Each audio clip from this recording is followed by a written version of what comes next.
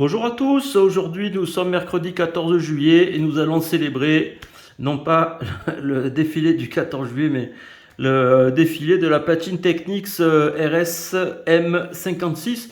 Alors c'est une platine vintage, c'était vraiment le haut de gamme en 1978. C'était parmi les premières justement à commencer à intégrer des éclairages, enfin des vues-mètres à LED fluorescents avec en plus le système de recherche de blanc, de création de blanc, de saut de plage. Enfin, il était vraiment complet. À l'époque, oui, ça coûtait, rien que cet appareil-là, il coûtait pas loin d'un salaire. C'était vraiment le top du top quoi, chez Panasonic, enfin Technics Panasonic. Parce qu'à l'époque, c'était encore, voilà, c'était encore l'époque des deux marques. Donc voilà, on voit bien c'est écrit, hein. C'est le système de recherche automatique assisté par microprocesseur. Alors, au niveau de l'état général, bon, ben, elle est magnifique, hein, voilà, elle a été entièrement restaurée, tout démonté, j'ai les photos à l'appui si besoin. Même tout ce qui est transparent, là, les fenêtres en plexi, ça aussi, ça a été poli pour effacer les micro-rayures qui peuvent exister hein, en 43 ans de carrière. Donc voilà, là, il est vraiment... voilà quoi, on pourrait se coiffer à l'intérieur. Voilà, donc c'est nickel. Le look, voilà, ben on regarde un petit peu. Voilà, le haut c'est bon, c'est propre. Il y a rien qui est enfoncé. Il n'y a pas de rayures. Voilà, toutes les vis d'origine, bien évidemment. L'arrière, voilà, ben c'est voilà, il y a le numéro de série. Dessous aussi, sous l'appareil, il y a le numéro de série. Et puis au niveau des connectiques, on a du RCA et évidemment le Cinch A5 Paul qui était très installé sur la plupart des appareils de cette génération. Voilà, après au niveau des fonctionnalités, c'est énorme. Alors heureusement, je vous fournis le manuel qui est assez épais quand même. Et dedans, il y a le plan, le schéma électrique. Donc ça, c'est pas mal pour ceux qui voudraient dépanner si un jour il se passe quelque chose. Donc avec ça, il y a de quoi faire. Ça évite de courir, de chercher, d'acheter encore des documents. Donc voilà, c'est fourni avec. C'est l'origine, hein, c'est vraiment le document qui était fourni avec cet appareil-là. Voilà, pas un autre. Sinon, au niveau des spécificités, donc, eh ben, c'est une platine cassette vraiment d'une super mécanique, vraiment très stable. J'ai pu voir à l'intérieur hein, lorsque j'ai remplacé la courroie.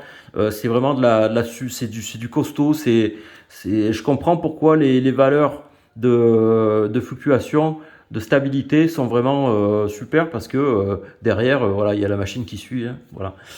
Donc voilà, il y a pas mal de fonctions. Bon, évidemment, le timer, à l'époque, c'était la mode. Donc, suivant la position, bien, il démarre automatiquement. Ensuite, on a la touche eject qui est séparée de la touche stop. Ces touches sont en métal. Je ne sais pas quel alliage. Ça ressemble un peu à de l'inox, je ne sais pas. Voilà. Sinon, évidemment, toute la façade est en aluminium.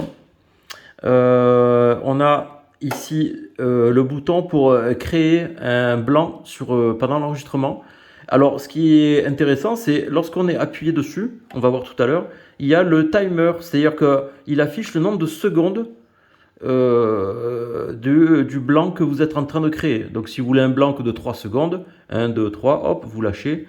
Voilà, c'est pas mal. Après, vous pouvez mettre des cassettes qui ont jusqu'à 20 chansons dessus. Et après, vous sélectionnez laquelle vous souhaitez vous diriger. Donc, vous sélectionnez par exemple la 11. Et après, vous appuyez simultanément sur Play et Forward ou Rewind. De façon à ce qu'il automatiquement, il vous mette en lecture la plage qui a été choisie.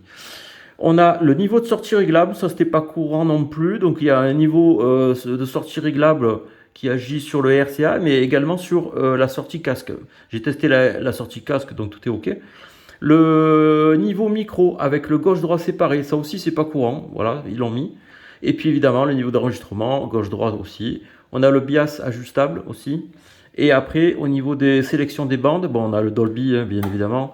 On a la sélection, voilà, au niveau du bias pré-réglé. Et après, au niveau de la sélection de type de bande, donc là on est sur du full chrome, là on est sur du ferrochrome et là sur du normal. Voilà. On a le compteur mémoire aussi, donc ça marche bien, c'est pratique. Voilà. Quand on veut sélectionner un endroit qui nous intéresse, clac, on le passe en on. Et lorsqu'on fera le retour rapide ou l'avance rapide, il s'arrêtera automatiquement là où on a mis en mémoire. Donc voilà, pour les conditions du test aujourd'hui, ben, mon bon vieux Gold Star hein, qui va servir de chaîne IFI, c'est plus simple pour moi. Donc on va mettre en route l'appareil. Voilà. Donc, alors ce qui est intéressant, c'est que aussi le fond de la cassette, il est rétroéclairé. Voilà. Donc c'est la nuit, c'est sympa parce que ça permet de voir où se situe la bande. Donc là, je mets une cassette d'époque qui est pas terrible, mais ça permettra de faire un enregistrement. Donc là, je suis en radio. Allez, on va lancer. Ah ben tiens, on va faire les tests d'avance rapide. Voilà, ça avance bien. Le retour rapide, ça retourne. La lecture et la pause. Où est la pause? Elle est là. Voilà. Donc là, ça pose bien. Ok, super. On va faire un essai d'enregistrement. Ben là, il y a la radio qui tourne. Donc, je vais faire un enregistrement. Voilà. Donc là, c'est parti.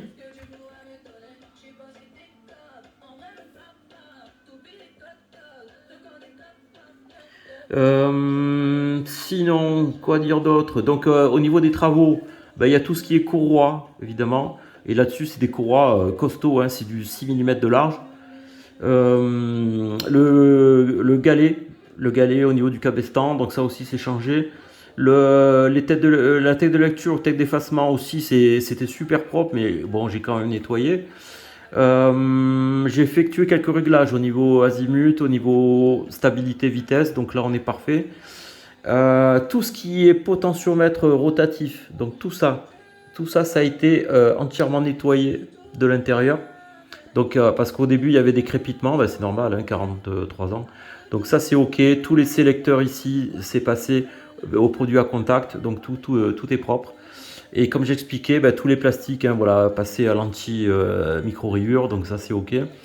Voilà, on va faire un essai de lecture pour écouter ce qu'on vient d'enregistrer. Donc je fais stop, je repasse ici en entrée platine et je fais lecture. Voilà, donc là on a l'enregistrement. Voilà. Tous les matins à 7h20. Je vais avancer un peu. Quest vous offre jusqu'à 5000 € cash. Alexandra, Audrey, Aurélie, Delphine, 5000 € cash.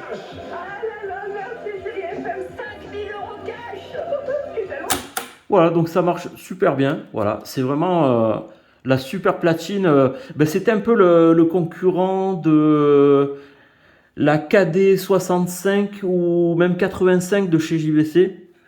Même période, même fonctionnalité à peu près. Enfin voilà, c'était vraiment typé haut de gamme. Voilà, donc c'est vraiment une super machine avec en plus, oui, l'ouverture à pantographe. Donc ça aussi, c'était pas très courant. Et à l'intérieur, il y a un système, je sais pas si on le voit bien. Voilà, le logement cassette, il est incliné. Voilà, donc c'est vraiment super sympa. Voilà, dedans même tout a été nettoyé. Hein. Dedans, ici la mécanique, mais dedans aussi au niveau de toute l'électronique. Dedans c'est propre. Il n'y a pas de poussière, il n'y a rien. C'est vraiment voilà. Et c'est une machine qui n'avait jamais été ouverte. Elle a été vraiment toujours bien conservée et bien très peu utilisée. Et voilà, donc c'est vraiment un super produit. Voilà, merci de m'avoir visionné. Et puis je vous dis à très bientôt pour de nouveaux produits.